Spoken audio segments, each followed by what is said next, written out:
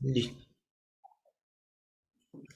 Buenos días, profesor. En este caso nos ha tocado defender y exponer sobre el, la teoría del consumidor, en este caso de los complementarios perfectos.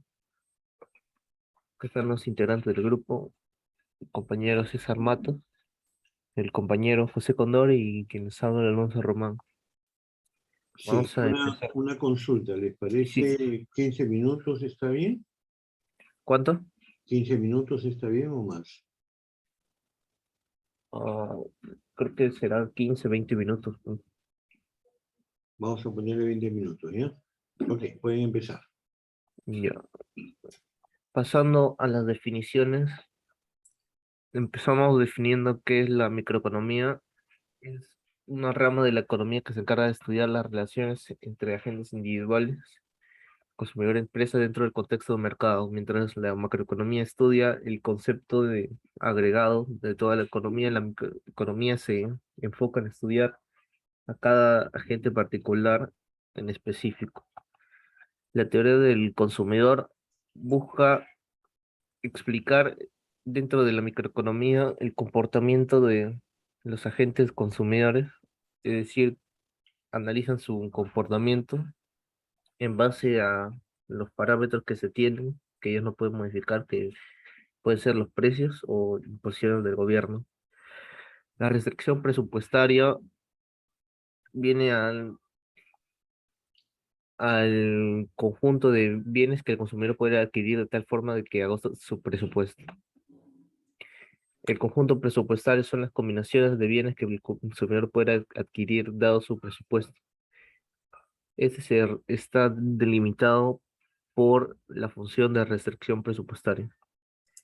En este caso, para el modelo de teoría del consumidor, lo que se está haciendo es asumir un modelo solamente con dos bienes y que el precio eh, total desembolsado por comprar cierta cantidad es igual al producto unitario por su cantidad. Es decir, no hay ofertas ni nada.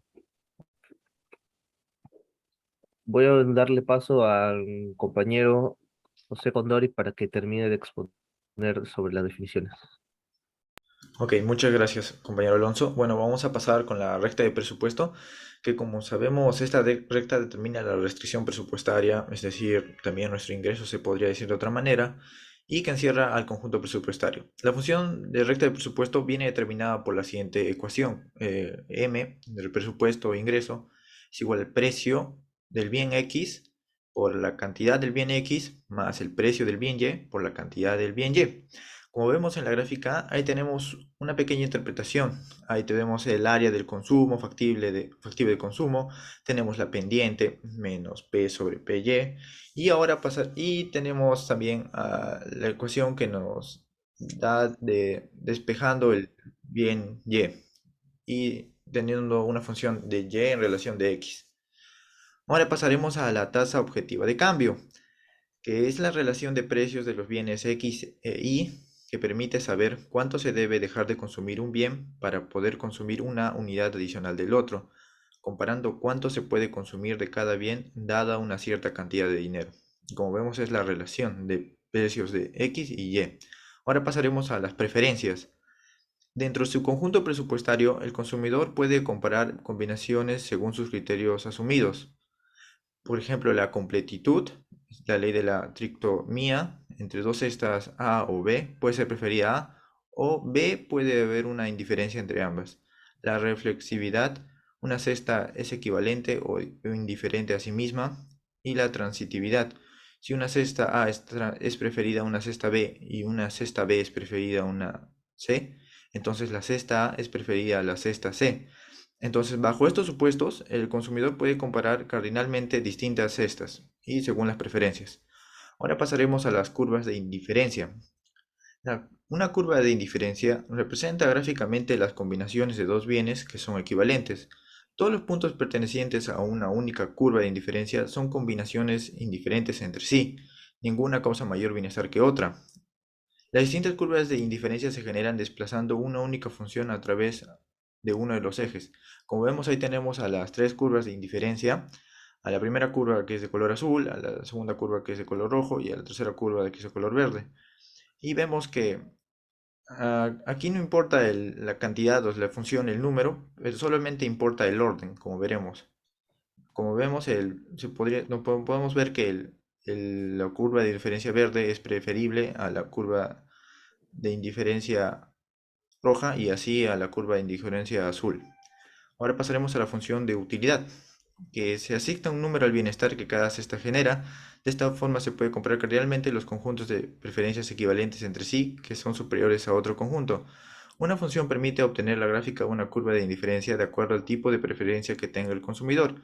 Para el caso de este modelo se considera como un tipo de preferencia los complementarios perfectos, es decir, el consumidor consume los bienes adquiridos en una proporción fija. La función de utilidad de bienes complementarios es, como vemos en los casos de complementarios perfectos que nos tocó a nosotros, es función de mínimo entre a por x, b por y, siendo así de que a es el peso del bien x y b es el peso del bien y. En este tipo de preferencias, por cada A unidades del bien X, el consumidor prefiere comprar B unidades del bien Y. Añadir una mayor cantidad de tal forma que se varíe la proporción, no varía el bienestar que recibe el consumidor. Dentro de este modelo se incluye el supuesto de que la utilidad nunca aumentará sin importar la magnitud de la variación de la proporción, puesto que en la práctica esto sí ocurre. En una proporción unitaria no es lo mismo considerando un X igual a 1 comparando un Y igual a 2 que un Y igual a 1.000.000, a pesar de que la fórmula indique que son equivalentes. Ahí tenemos la gráfica de las curvas de diferencia de complementarios perfectos.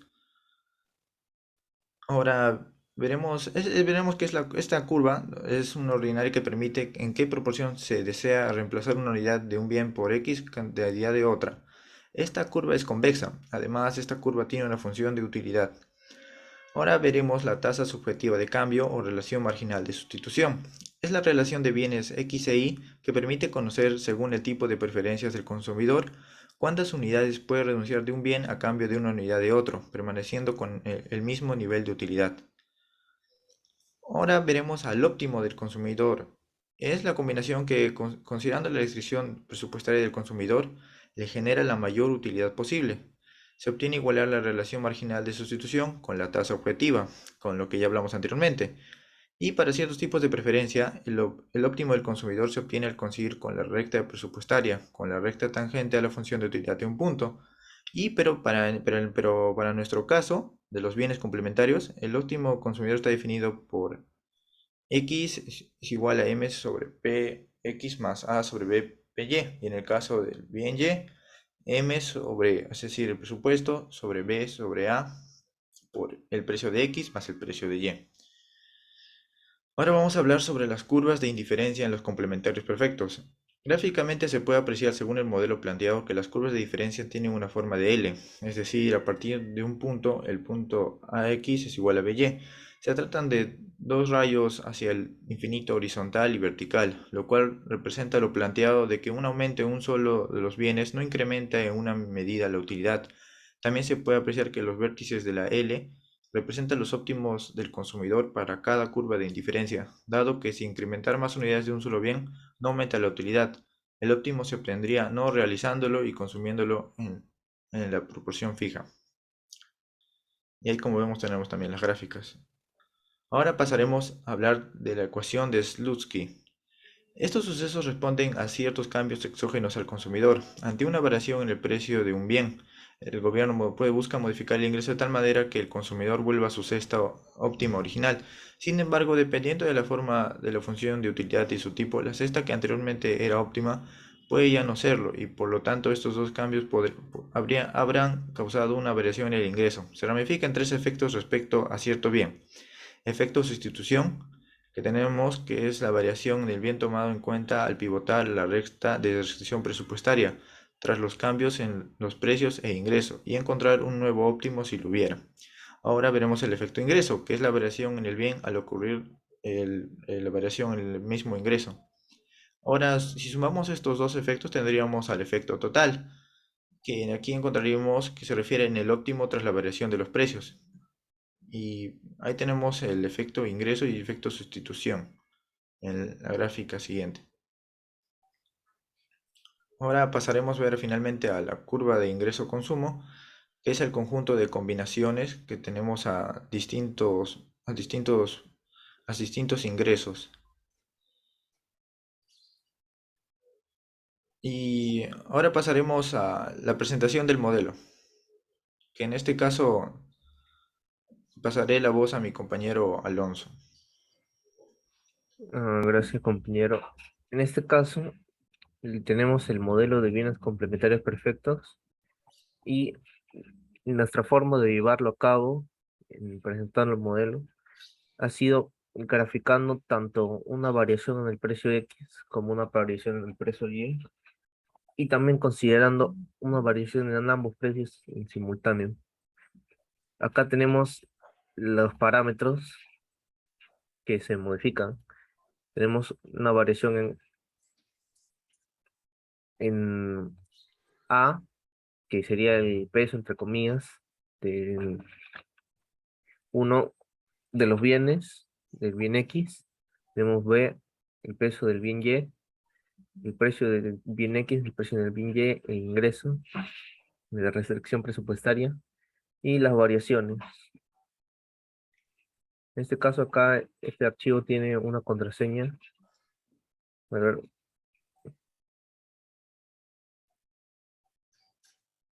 y comprobando, variando estos parámetros, se puede apreciar los movimientos que hay en las gráficas. Por ejemplo, acá estamos asignando un valor del peso de a 2, un precio igual y una variación del precio de X a 3. Aquí tenemos el gráfico original de la función de utilidad y su óptimo, que esta recta azul es la recta de recepción presupuestaria, esta es la curva de indiferencia, esta es la curva ingreso-consumo, que es la curva que reúne todos los óptimos del consumidor, dados ciertos precios. Entonces, si consideramos la variación en el precio del bien X, lo que va a hacer esto es dar un pivote. Ya no está en 20, sino que como se ha triplicado el precio, la cantidad se divide entre 3, entonces estarían 20 tercios, que es por acá, y lo que ha pasado es que la recta de presupuesto se ha pivotado y hay un nuevo óptimo que coincide con la curva ingreso-consumo original, dado que esta curva ingreso-consumo recoge todas las proporciones fijas. Esta curva ingreso-consumo no va a variar a menos de que varíen las variables exógenas que dependen de la preferencia del consumidor sobre estos bienes, que son A y B. Y acá, referente al modelo, también lo que se ha hecho es el efecto Slatsky de pasar esta recta de acá y aumentar o variar el ingreso para que se pueda volver a consumir la misma cantidad de bienes que se consumían inicialmente antes del cambio. Se puede apreciar que en el caso de los bienes complementarios perfectos, dado que la curva ingreso-consumo no varía, el óptimo siempre se va a mantener en ese punto. No va a haber ningún efecto sustitución. El efecto sustitución siempre va a ser cero. Acá vemos que la variación, el ingreso necesario para poder mantenernos en el mismo nivel es 33.3, dado que se ha triplicado el precio de un bien. Aquí, por ejemplo, si le añadimos mayor importancia al bien A, perdón, menor importancia, lo que va a pasar es que esta recta se va a desplazar hacia adentro aún más y que el ingreso necesario ha decaído. Este es el caso de analizar solamente el bien X. Ven, este modelo está analizando también la curva de demanda ordinaria de los bienes. En este caso, también está analizando el efecto en el bien Y. Aquí tenemos que una variación de el precio es de 1, que era originalmente, hasta 2. Y lo que aquí se ve es un pivote de la recta de presupuesto que se ha desplazado hacia abajo, dado que se ha duplicado el precio de un bien, se ha desplazado el, a la mitad y se pueden adquirir solamente la mitad de bienes del bien Y. Se ha desplazado hacia un nuevo óptimo que sigue perteneciendo a la curva ingreso-consumo original. Entonces, lo que también se hace por el efecto Slatsky es trazar una paralela de tal modo que se incluya el óptimo que en un inicio era original. Y también se puede apreciar de que sigue sin haber ningún tipo de efecto sustitución. En este caso sí hay para X, y ahora considerando la variación en los dos precios.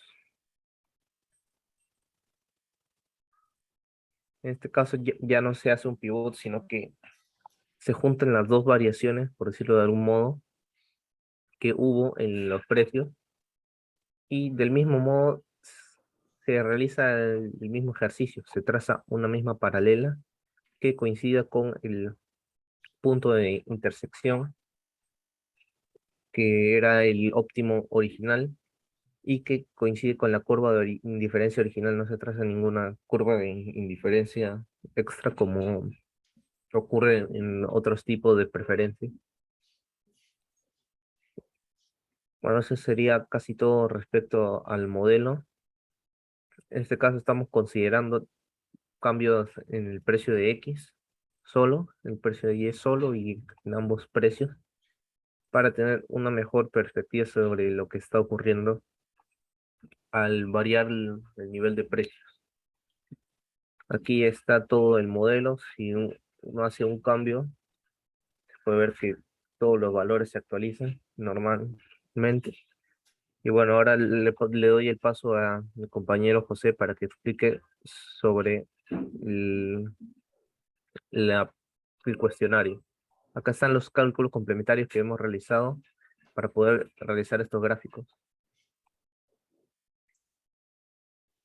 que han sido hechos casi manualmente, extrayendo los valores y insertándolos en esta función de Excel. Y ahora sí le doy paso a mi compañero. Adelante, adelante. Le quedan 3 minutos. Gracias. Ya, gracias, compañero Alonso. Bueno, aquí tenemos el cuestionario. Primero vamos a usar el modelo para poder tener las respuestas. Por ejemplo, el óptimo del consumidor es, vamos a usar esos datos que tenemos en el problema. Por ejemplo, a ver, Alonso, pasemos al modelo, pongamos A1, B2, A1, B2, y pasemos de nuevo al cuestionario para ver lo demás. El precio de X es 4, el precio de Y es 5. Y el precio de X es 4. A ver, y ahora pasemos al ingreso. Y el ingreso es 40. Y nos piden hallar el óptimo del consumidor. Ahora vamos a ver el modelo según cuánto nos sale. Vamos a ver el modelo para ver cuánto es el óptimo del consumidor. Ahí tenemos el óptimo del consumidor, que es 6,154 para el bien X y 3,077 para el bien Y.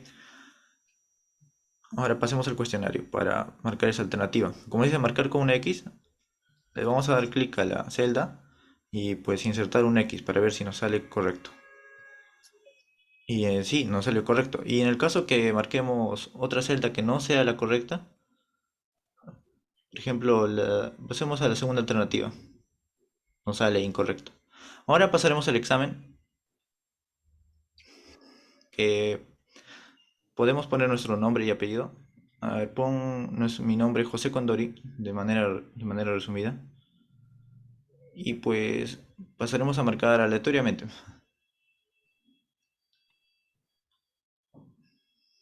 Y como vemos, también hay preguntas de teoría.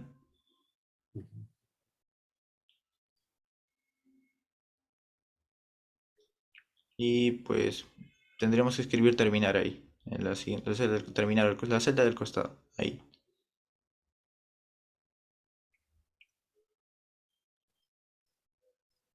Y ahora veremos arriba y tendremos nuestra nota y pues eso sería parte de todo el modelo que hemos hecho. Gracias por prestarnos atención a todos. Muy bien, gracias, Sam. Les ha quedado todavía 25 segundos. A ver, creo que teníamos que haber concentrado la preocupación de la exposición en el modelo mismo.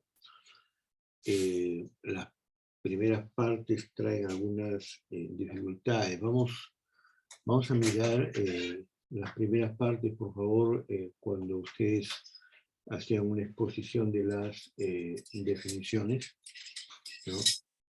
A ver, una primera cuestión está justo puedes bajar donde aparecen los óptimos más abajo, puedes desplazarte. Ahí, ¿no? Entonces, no entiendo ese gráfico. No entiendo ese gráfico. O sea, la curva U0 y la curva U1, ¿qué tienen que hacer allí? Ese tipo de gráficos, ¿no? O sea, ahí me estás diciendo de que las preferencias de este consumidor son regulares, ¿no? O sea, es Cobb-Douglas, ¿no? Y si sigues más abajo, encuentras de nuevo lo mismo, ¿no? Mientras que ustedes están trabajando más arriba, por favor, ¿no? Ahí están trabajando el caso de bienes que son complementarios perfectos, ¿no? Entonces, ahí les ha faltado un poquito de control de calidad, ¿no? Porque la restricción temática era a los bienes complementarios perfectos, ¿no? Y se han extendido y eso puede generar una confusión, ¿no? Segundo, ahí mismo, en la exposición nos decían de que la forma de las curvas de indiferencia en el caso de bienes complementarios perfectos eran ángulos rectos, ¿no? Y nosotros dijimos con claridad de que eso no tiene por qué ser así. O sea, ¿por qué no pueden ser agudos, por ejemplo? ¿O por qué no pueden ser ángulos obtusos, ¿no? ¿O por qué no pueden ser funciones no lineales, ¿no? Las que se encuentran en un punto, ¿no? Profesor, Adelante. sí, ahí colocamos que era por el modelo planteado, porque sí habíamos tenido en cuenta eso, pero aquí como tenemos la fórmula esta del mínimo, esa fórmula sí considera que esto sea un ángulo recto y esto sea paralelo al eje Y y esto será paralelo al eje Por X. eso, de acuerdo, y agradezco la defensa que haces. El tema es que empezaron haciendo una exposición general, ¿no es cierto? Y no han dado ese tipo de restricción, o sea, una restricción dentro de la restricción. La primera restricción es vamos a hablar de funciones de utilidad de bienes complementarios perfectos. Esa es la primera restricción. Esa restricción se ha perdido cuando me están colocando funciones de utilidad no lineales con pendiente negativa, tipo Cobb-Douglas, por ejemplo, ¿no? O cuando me presentan estas funciones sin precisar, por lo menos en la exposición no lo han precisado, el ángulo recto, ¿no es cierto? Entonces, si me dicen son de ángulo recto, no han aplicado la segunda restricción. Primera restricción es, vamos a hablar de bienes complementarios perfectos. Segunda restricción, me voy a limitar para este modelo a hablar de aquellos bienes que son representados con funciones que generan un ángulo recto, ¿no? Me faltó colocar esa precisión. A ver si podemos pasar al modelo, por favor. Ya. Me alegra bastante de que esta parte, o sea, el modelo, porque el corazón del trabajo es el modelo. Y veo que ha habido mucha preocupación por el modelo, ¿no? Yo tengo que tener el modelo para hacer también mis propias pruebas, etcétera, pero me parece que trabaja muy bien. Hagamos una cosa muy sencilla, por favor. Coloquémonos con los coeficientes A y B en 1 ¿sí? En 1, ¿ya? Coloquémonos los precios de X e Y en 10 y coloquémonos el ingreso en 100, ¿cierto? Entonces, no hay cambios en los precios y encuentran ustedes que el óptimo es 100 entre la suma de los precios, ¿no? Que era la fórmula que había dado el compañero que primero intervino, ¿no? O sea, es el ingreso entre, en el denominador, la suma de los precios, pero ahí cada uno de los precios estaba con un coeficiente. Pero como el coeficiente de A es 1 y el de B es 1, sería 1 por el precio de X más 1 por el precio de Y, lo cual significa P de X más P de Y, que es 10 más 10, 20, y como tengo 100, 100 entre 20, me da 5. 5 es la cantidad óptima para X y 5 es la cantidad óptima para Y, ¿no? Entonces, ahora mantengamos el precio de 10 para Y, por favor. El PY' sigue siendo 10. El PY' sigue siendo 10. Y el precio de X' baja 5. Baja 5. Y ahí tienen los resultados, ¿no? O sea, 100 entre 15 en este caso le da 6.667. Está corriendo bien el modelo, ¿no? Veamos los resultados ahora en la parte de gráfica, donde está el modelo, ¿no? Ahí está.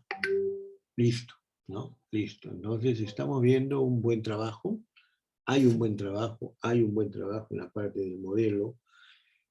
Creo que no se prepararon bien en la parte de la exposición, ¿no? Tienen un buen producto ahí, les ha faltado empaquetarlo, o lo que yo digo siempre fastidiando a la chica, faltó maquillaje, ¿no es cierto?